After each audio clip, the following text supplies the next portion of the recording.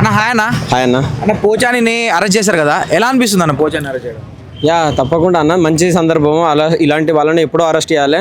Arrest చాలా late అయింది.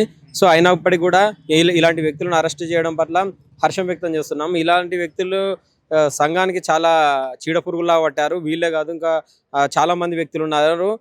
శ్రీరెడ్డి కానీ ఇంకా చాలా మంది ఉన్నారు. వీళ్ళందరినీ కూడా అరెస్ట్ చేస్తే బాగుంటుందని మేము అనుకుంటున్నాను. కాకపోతే సమయం లేట్ అవుతుంది. సమయం లేట్ అవ్వడం వల్ల అది ఇప్పుడు పార్టీ మీద, ఇప్పుడు ప్రభుత్వం మీద చెడు పేరు వచ్చే అవకాశం ఉంది. కాబట్టి కొంచెం తొందరగా అరెస్టులు అనేది చేస్తే బాగుంటుందని నేను అనుకుంటున్నాను. అంటే వైసీపీ నుండి తప్పుకున్నారు కదా పోచాని గారు, తప్పుకున్న తర్వాత అరెస్ట్ చేయడం ఎందుకు?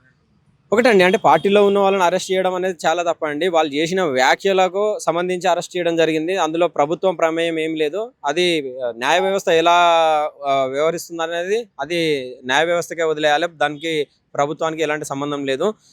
ఎందుకంటే గతంలో ఆయన పవన్ కళ్యాణ్ గారి కుటుంబం పైన కానీ, వాళ్ళ భార్య పని మనిషితోటి పడుకొని పిల్లల్ని అందని, లేదంటే ఇది అనేక రకాల గలీజ్ మాటలు మాట్లాడారు. సో అలాంటి వ్యాఖ్యలకు సంబంధించి అరెస్ట్ చేయడం జరిగింది తప్ప ఈ పార్టీలో ఉంటే అరెస్ట్ చేయదు, ఆ పార్టీలో ఉంటే అరెస్ట్ చేయదు అనేది కాదు. న్యాయానికి చట్టానికి ఎవరైనా సమానమే. మీరైనా నేనైనా ఎవరైనా సమానమే. సో అట్లనే అరెస్ట్ చేశారని మేమైతే అనుకుంటున్నాం. అన్న ఇప్పుడు కూటమి పరిపాలన బడ్జెట్ ప్రవేశపెట్టింది కదా, ఎలా ఉందన్న బడ్జెట్ చూడితే ఎలా అనిపించింది? బడ్జెట్ కూడా చాలా బాగుందన్న. 3,24,000 కోట్లు ఏమో ఉంది. చాలా బాగుంది. మేమైతే చాలా బాగుందని అనుకుంటున్నాము. సో ఏదున్నా కూడా మనం బడ్జెట్ను మనం వాళ్ళు చేసే డెవలప్మెంట్ పైన కూడా మనం ఒకసారి ఆలోచించాలి. అంటే గత బడ్జెట్ ఏమో ఓన్లీ ఉచిత పథకాలకే పెట్టారు. సో ఈ బడ్జెట్లో అయితే ఉచిత పథకాలతో పాటు డెవలప్మెంట్ కూడా ఒక మొగ్గు చూపారు. సో అభివృద్ధి వైపు కానీ పోలవరం కంప్లీట్ కానీ, పోలవరం గురించి కానీ అన్ని అంటే డెవలప్మెంట్, అభివృద్ధి, అమరావతి గురించి కూడా ఒక ఫోకస్ చేయడం జరిగింది. ఎలా అనిపిస్తుంది అన్నట్లు చూడడం? తప్పకుండా అన్న, ఎందుకంటే చంద్రబాబు నాయుడు అంటేనే ముఖ్యంగా డెవలప్మెంట్. మనం ముఖ్యంగా చూసుకున్నట్టయితే హైదరాబాదు ఒక 60%, 70% డెవలప్మెంట్లో ఐటీ ఏరియాలో కానీ చంద్రబాబు నాయుడు గారు కనిపిస్తారు. ఇప్పటికి కూడా చాలా మంది కూడా ఐటీ అనగానే చంద్రబాబు నాయుడు పేరు చెప్తారు. గతంలో వేరే వాళ్ళు శంకుస్థాపన చేసినప్పటికీ కూడా ఇప్పటికీ ఐటీ ఏరియా అంటేనే చంద్రబాబు నాయుడు పేరు తీస్తారు. సో ఇప్పుడున్న ఆంధ్రప్రదేశ్ను కూడా ఒక బెంగళూరు, ఒక హైదరాబాద్కు మించి మంచి ఐటీ హబ్గా చేస్తారని మేమైతే అనుకుంటున్నాము. అదేవిధంగా పోలవరాన్ని కూడా ఆయన చాలా ముందుకు వేగవంతంగా తీసుకెళ్తాడని మేము అనుకుంటున్నాం. గతంలో కూడా పోలవరాన్ని చాలాసార్లు సందర్శించడం జరిగింది ఆయన హయాంలో.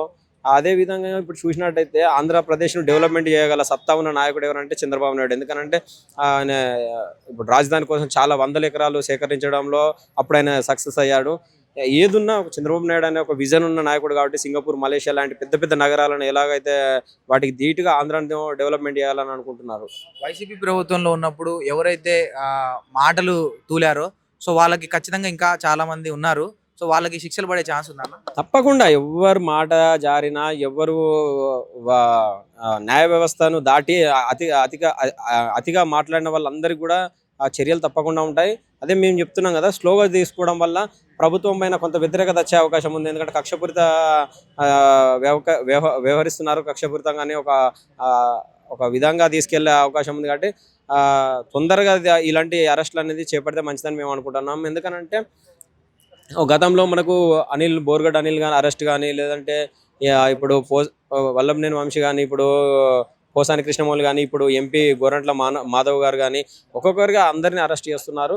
సో ఇంకా వేగవంతం చేసి శ్రీరెడ్డి లాంటి వాళ్ళను, ఇంకా రోజా లాంటి వాళ్ళను చాలా మందిని కూడా అరెస్ట్ చేస్తే బాగుంటుందని మేము అనుకుంటున్నాం. అంటే రోజా అంటే వీళ్ళు చాలా పెద్ద మనుషులు కదా, అంటే వైసీపీ ఉన్నప్పుడు మంత్రులుగా చూశారు కదా, వీళ్ళు అరెస్ట్ చేయడం వల్ల మరి వైసీపీ నుండి ఏమైనా ధర్నాలు, రాస్తారోకోలు అలాంటివి ఏమైనా చూడొచ్చా అన్న?